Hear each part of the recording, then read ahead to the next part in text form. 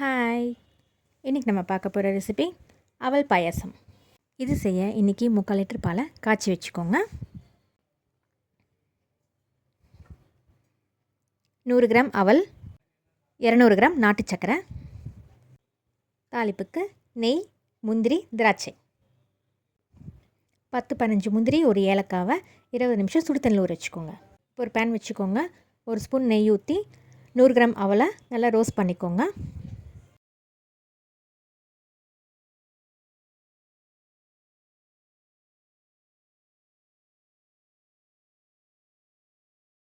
இப்போ நல்லா ரோஸ்ட் ஆயிடுச்சு.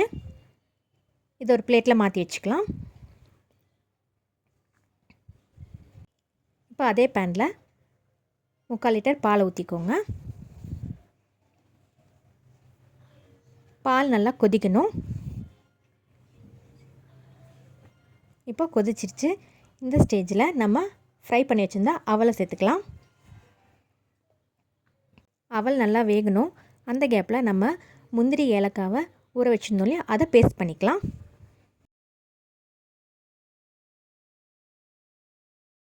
இப்போ அவல் நல்லா வெந்துருச்சு. இப்போ நம்ம அரைச்சி வச்ச முந்திரி பேஸ்ட்டை ஊற்றிக்கலாம்.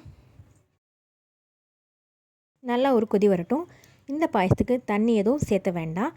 பால் நல்லா திக்காக இருக்கணும். அப்போ தான் டேஸ்ட்டு நல்லாயிருக்கும். நீங்கள் நாட்டு சக்கரை வேணான்னு நினைக்கிறீங்கன்னா ஒயிட் சுகர் கூட சேர்த்துக்கலாம். இப்போ நல்லா கொதிச்சிருச்சு. நம்ம நாட்டு சர்க்கரை சேர்த்துக்கலாம். ஒரு வாட்டி நல்லா கலந்து விட்டுக்கோங்க. ஃபைனலாக நெய்யில் முந்திரி, திராட்சையை ஃப்ரை பண்ணி சேர்த்துக்கலாம். அவ்வளோதான், நம்மளோட சுவையான அவல் பாயசம் ரெடி ஆயிடுச்சு. இதே மாதிரி நீங்களும் உங்கள் வீட்டில் ட்ரை பண்ணி பார்த்துட்டு எப்படி இருந்துச்சுன்னு கமெண்ட்டில் சொல்லுங்கள். மறக்காமல் எனக்கு ஒரு லைக் போட்டுருங்க. தேங்க்யூ.